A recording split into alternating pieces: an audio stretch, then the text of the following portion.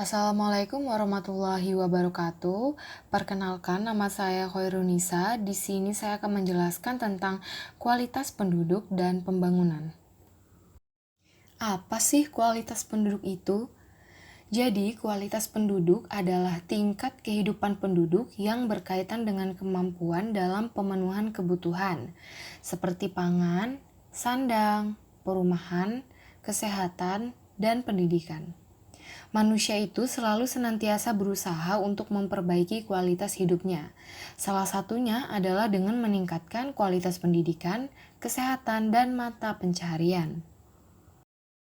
Silakan menyimak video berikut ini, kemudian identifikasi dan analisis kualitas penduduk menurut tingkat pendidikan di Indonesia, kualitas penduduk menurut tingkat kesehatan di Indonesia, dan kualitas penduduk menurut tingkat mata pencaharian di Indonesia. Video yang diberikan merupakan permasalahan pendidikan, permasalahan kesehatan, dan permasalahan mata pencaharian yang ada di Indonesia. Seperti di Mojokerto, Jawa Timur, siswa sekolah menengah kejuruan berprestasi harus bergantian belajar karena ruangan sekolahnya rusak parah. Sementara di Polewali Mandar, Sulawesi Barat, siswa sekolah dasar harus belajar di dalam ruangan kelas yang sekaligus menjadi gudang buah coklat.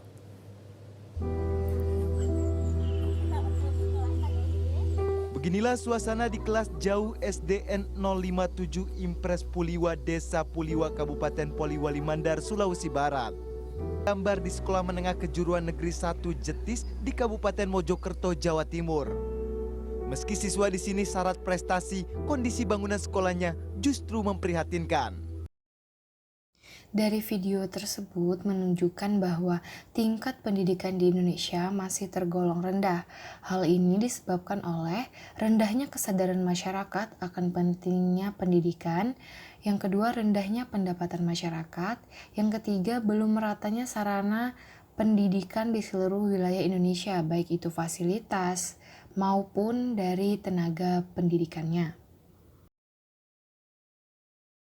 Beberapa upaya untuk meningkatkan pendidikan di Indonesia seperti menambah dan meningkatkan kualitas guru, yang kedua melaksanakan program wajib belajar dan orang tua asuh, yang ketiga membangun sekolah di daerah yang kurang jumlah sekolahnya, yang keempat memberikan beasiswa kepada siswa yang berprestasi atau memerlukan, yang kelima mengadakan perbaikan dan penambahan sarana dan prasarana sekolah.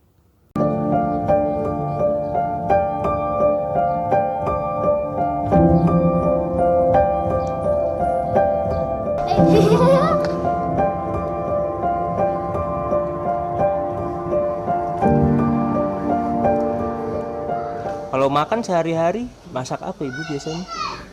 Bakar sagu saja. Tapi kalau tidak ada makanan ibu minum air saja. Iya, Setiap hari minum air saja. iya. Termasuk anaknya juga. Tidak ada. Dari video tersebut menunjukkan bahwa Indonesia masih memiliki kualitas kesehatan penduduk yang rendah. Hal ini diakibatkan oleh faktor makanan dan gizi yang dikonsumsi, kondisi lingkungan, fasilitas kesehatan, dan ketersediaan tenaga medis.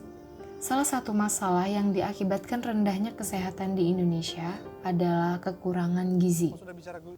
Adapun upaya yang dilakukan oleh pemerintah untuk meningkatkan tingkat kesehatan masyarakat adalah membangun posyandu, menyelenggarakan penyuluhan kesehatan dan gizi, mengadakan imunisasi massal yang murah dan gratis, menambah jumlah dan menaikkan kualitas tenaga medis, memperbanyak fasilitas kesehatan seperti rumah sakit, klinik, dan puskesmas.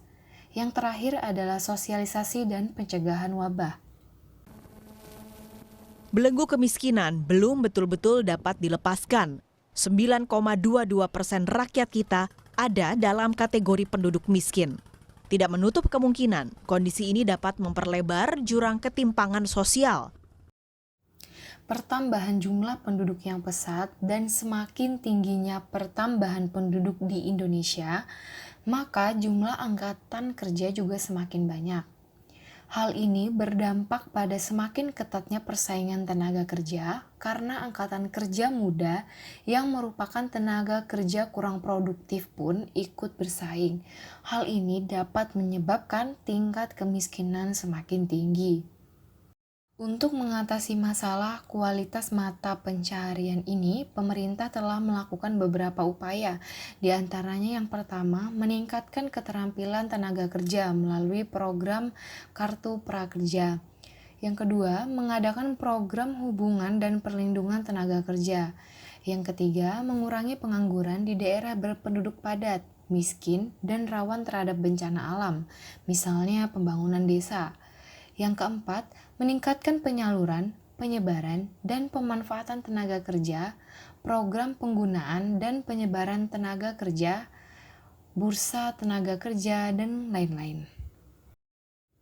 Pada dasarnya, pembangunan manusia adalah sebuah proses pembangunan yang bertujuan agar manusia mampu memiliki lebih banyak pilihan, khususnya dalam pendapatan, kesehatan, dan pendidikan. Indeks pembangunan manusia adalah pengukuran perbandingan dari harapan hidup, melek huruf, pendidikan dan standar hidup untuk semua negara di seluruh Indonesia. Indeks pembangunan manusia pada tahun 2019 adalah 71,92. Karena hal ini, Indonesia tergolong dalam indeks pembangunan manusia sedang. Sekian materi kualitas penduduk dan pembangunan pada hari ini. Terima kasih telah menyaksikan dan menyimak. Sampai jumpa di materi berikutnya. Wassalamualaikum warahmatullahi wabarakatuh.